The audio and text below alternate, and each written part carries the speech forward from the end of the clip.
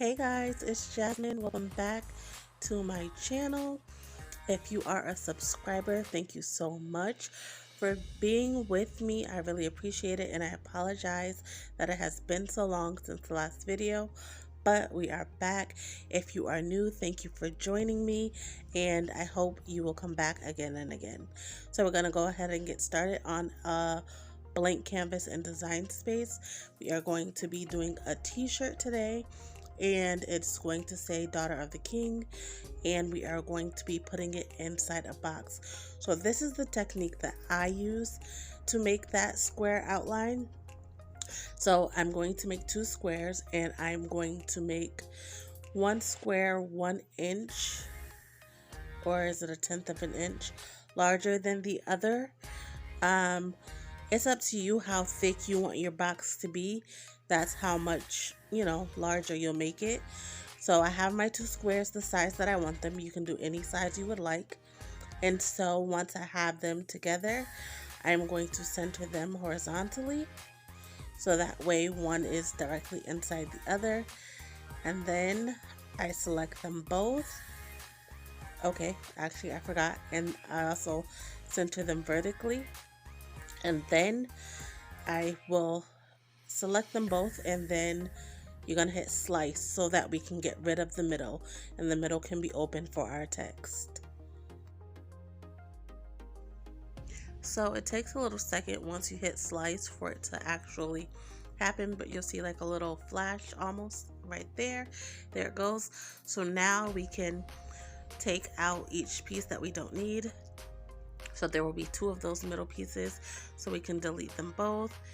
And I think nope, there's no duplicate of the frame. Okay, so now we have our frame, and I'm just going to zoom out a little bit so that we can see the entire, piece that we're going to work with.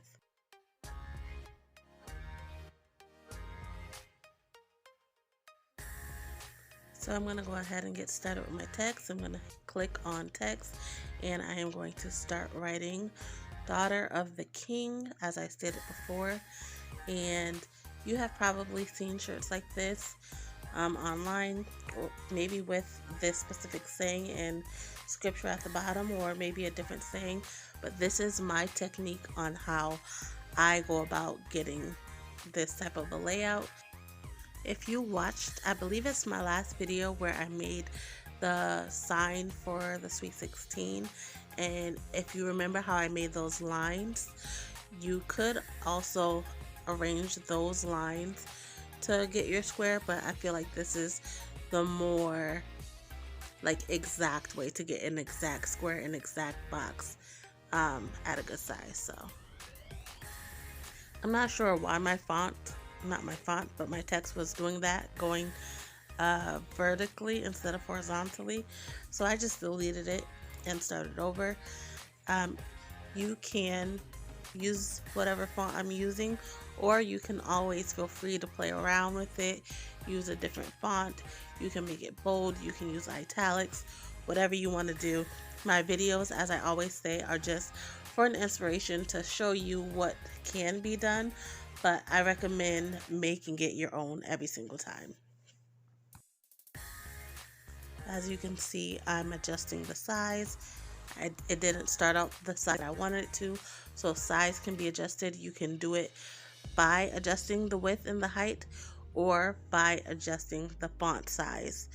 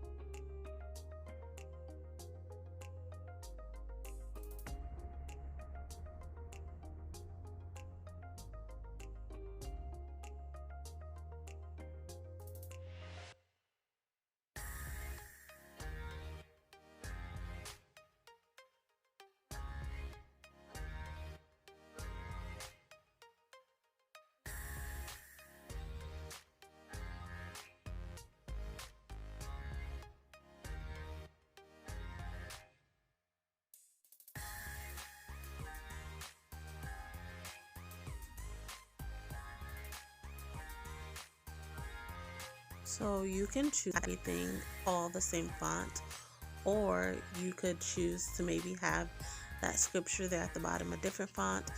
I've seen this same exact layout with these same exact words, but all in a more script or cursive font. Like I always say, feel free to try different things out and see what looks good to you. I'm looking for a more boxy, thin, sleek font. And I'm actually going to make everything all caps. You'll see in a few minutes. So I'm just going to kind of fast forward through this because it's really just me adjusting and getting things the way I want it. Like I said, putting everything in all caps and making sure everything is aligned and lined up the way that I want it to be.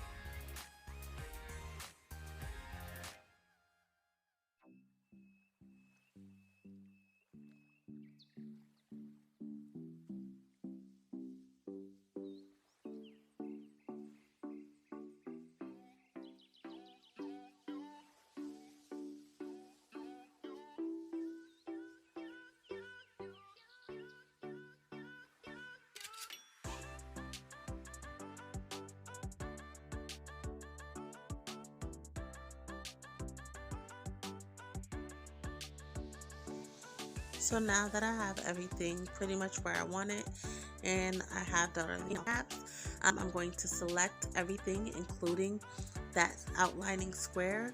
I'm going to click align and I'm going to center horizontally so that way everything is centered on the X axis, I believe.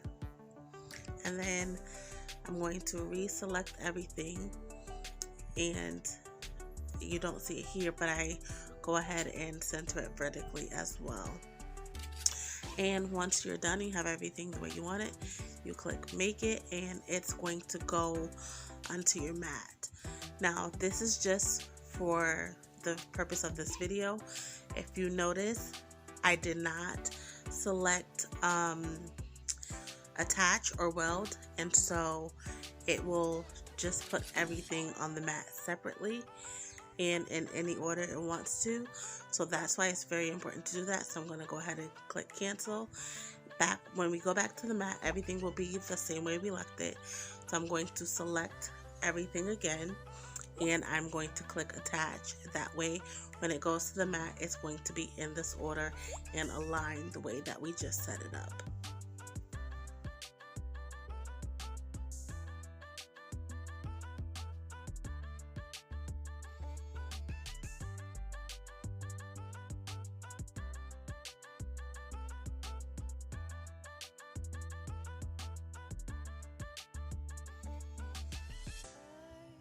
So everything is showing up the way that we wanted it, which is great. And because we are going to be ironing this on, we are going to go ahead and click mirror so it's a mirrored image, so that way we'll iron it on the correct way.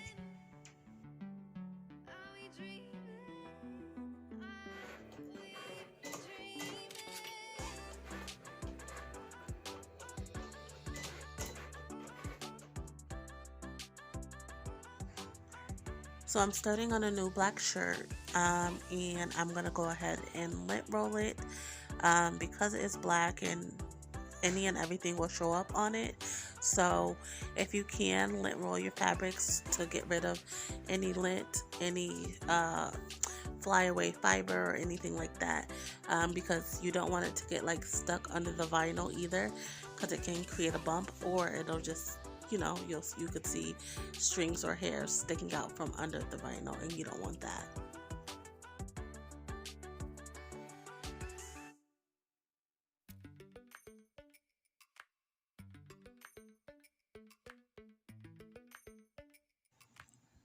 I'm going to go ahead and place my vinyl on my shirt.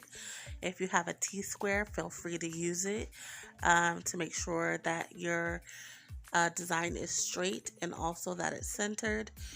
But if not, you can eyeball it, but just make sure, like 1000%, 20 times if you have to, that it's straight, that it's centered, that it's at the right angle that you want it. Because once you go ahead and put that under your press, there's no taking it off. I have my press set at 375, and I press it for 10 to 15 seconds depending on what the packaging says. Always go by whatever your packaging says based on what type of vinyl you buy, because if you don't have this same exact vinyl, I don't want to give you the wrong set of instructions.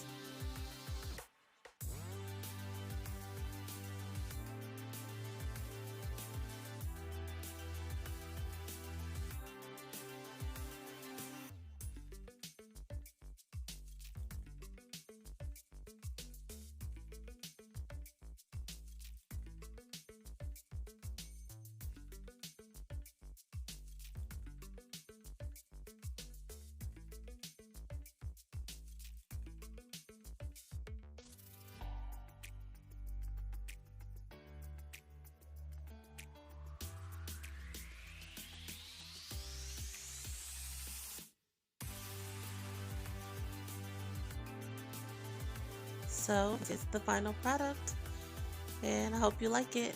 Leave a comment below if you have any questions, or if you decide to go ahead and make your own. Let me know how it turned out, and I will see you back here next time.